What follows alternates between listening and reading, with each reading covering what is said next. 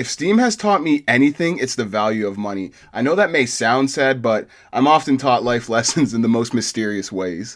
I shifted from playing $60 AAA releases on Nintendo consoles to actively browsing for bargain deals and discounts on Steam. It's a drastic 180 of, well, pretty much everything. My daily gameplay routine went from fighting and racing Nintendo mascots to losing hundreds of hours in free-to-play first-person shooters with a mouse and keyboard. As I played more games and spent more hours on Steam, I started to see its true colors. A sheep in wolf's clothing, if you will. For every 2-point hospital and Rakuin, there's an insert word here clicker and 20,000 anime adult themed games. Now, I'm not trying to actively bash these games, they have their place, but when you've played as much as I have on Steam, it becomes very evident which games have time and passion put into them and which don't.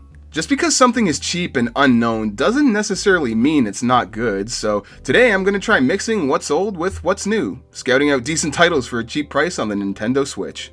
I found a game called Defunct that cost me a grand total of 36 Canadian cents. Even if it's bad, I can't recall a time where I felt I ever wasted 36 cents. For reference, the cheapest product I could find on Amazon is this 30ml bottle of Jergens moisturizer. Does Defunct hold the same value as a microscopic amount of skin moisturizer? Let's find out.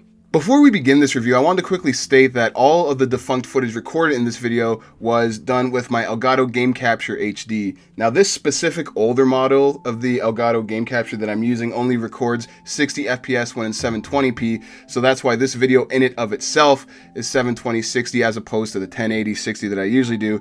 And also, just for clarification's sake, in this video I am playing the digital Nintendo Switch version of Defunct.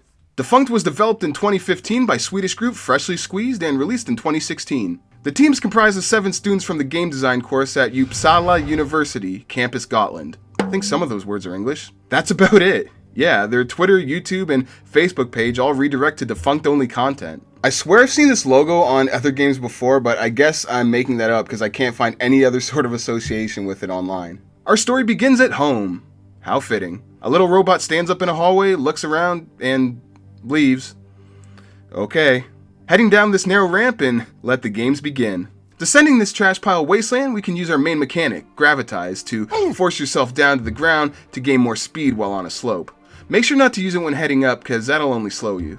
Oh man, does this feel smooth, like buttery smooth, smooth as silk. This is the movement equivalent of watching one of those oddly satisfying plastic peeling videos. Its beauty and simplicity, the fluidity of this is what I imagine what it feels like to be a bird when you fly. The first minute of gameplay perfectly shows off a glaring weakness and a definitive strength, that being the story and the slick blend of controls and physics. A couple other important controls to keep in mind of are the jump and broken engine mechanics. I don't really have to explain to you what jumping is, and if you don't know what jumping is, here's the door, you may exit.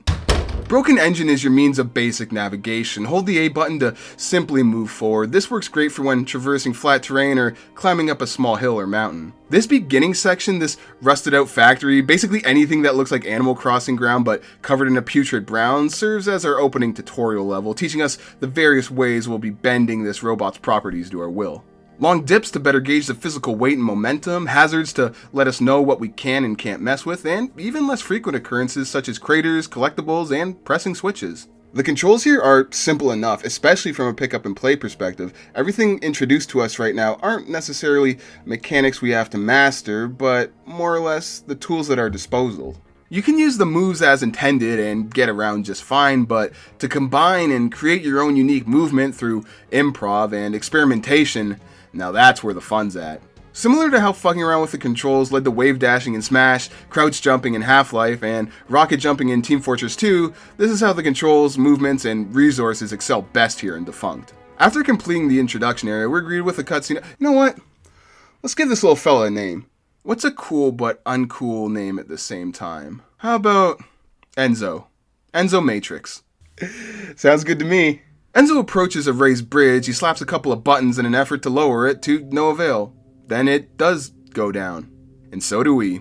Through the trash chute. Dropped off in the middle of nowhere, we begin the first chapter. Lost. From this very moment, it took me about 60 seconds to realize that this isn't any regular kind of game, it's a speedrunning game. Going through these blue orbs give you a distinct speed boost, and we're also presented hexagon pattern barriers, which give you soft little bounces. These both hint towards a suggested path to take, still, these take some time to get used to. These are two mechanics not taught in the unofficial instructional level, so learning these on the fly, nailing them back to back, mixed with other unknown upcoming components purely based on level design, is kind of a pain in the ass. Making it similar in execution to something like the Bit Trip series, surprisingly of all things, but with a bit more freedom of movement because at its roots, Defunct still is, at its core, a 3D platformer.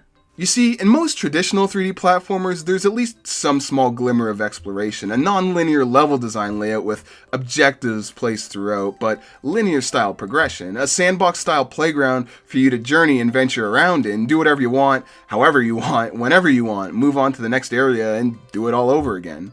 Defunct has a moveset that complements this sort of gameplay setup, but it takes place on a rail-like level scheme. It doesn't mesh well, I feel, most times anyways. Not far from here, we obtain the final ability, Magnetize.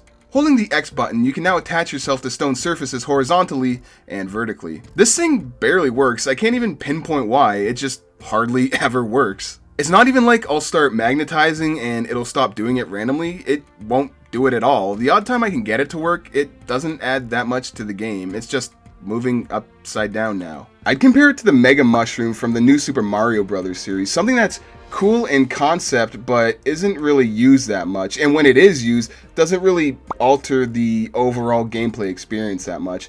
What this is a momentary detour from regular gameplay, no more, no less. Here on out, levels are a combination of linear, fast, flowy sprints through widely spaced valleys and small, arena-style jungle gyms full of precision platforming. When we're going forward a million miles an hour, wind in our face, game's awesome, it's exciting, it's satisfying, it feels good. When we have to halt the momentum, look for switches, or finish an area that requires a specific completion method, it really becomes a drag.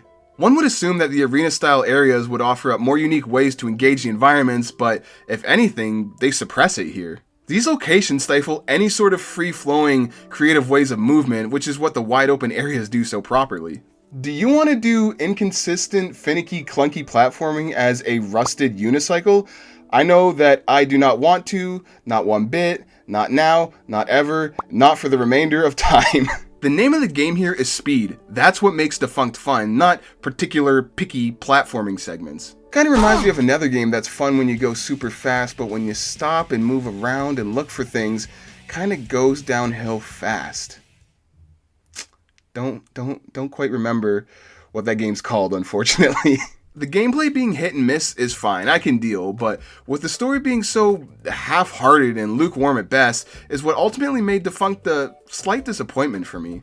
Nothing is given context, nothing is explained, nothing has any sort of meaning. It's a mess. Not even a hot mess, just a messy mess. Like, I genuinely have no clue what's going on here. Legitimately no idea. I can feel the lack of care, laziness, and unwillingness to truly give a fuck about any sort of meaningful development between player and game. If I can tell they don't care, how are they going to make me care? This could be one of those occasions where I chalk it up to art is what you interpret it to be, but that might be myself giving Defunct a cheap way out. The story here is just shit. Truly shit. Although I find the good aspects to be incredibly fun and highly memorable, the speed, the fluidity, the just wing it platforming segments, it's the slower portions and lackadaisical story that I think holds Defunct back from being anything besides a one and done experience for most gamers. We do get to see the end result of our travels. We get to the other side of the bridge we brought down earlier, and that's it. No reward, no twist ending, no surprises. Enzo just keeps walking to wherever he's walking to. Nice. Once you do, you unlock the previously completed levels in a time trial mode, as well as a couple new ones specific to this mode. Now this is what I'm fucking talking about. Go from the start of the level to the end of the level as fast as you can. Bunch of the blue orbs lying around to help you get a quicker time, and some crackdown looking agility orbs that pause your time like the relic races from CTR. I think I had the most fun with zipping through the linear wide levels on time trial mode. At least then I can pick and choose the good levels to play over the mediocre ones. Defunct isn't the greatest game I've ever played, but it's far from the worst as well. If you go in with some reserved expectations, I think there's some definite fun to be had with the actual fun parts anyways.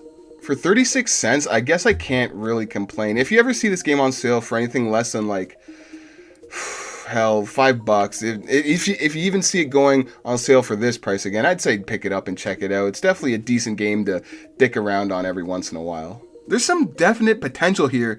I just wish there were less or even no cramped arena style levels. Either palatable story or just no story at all.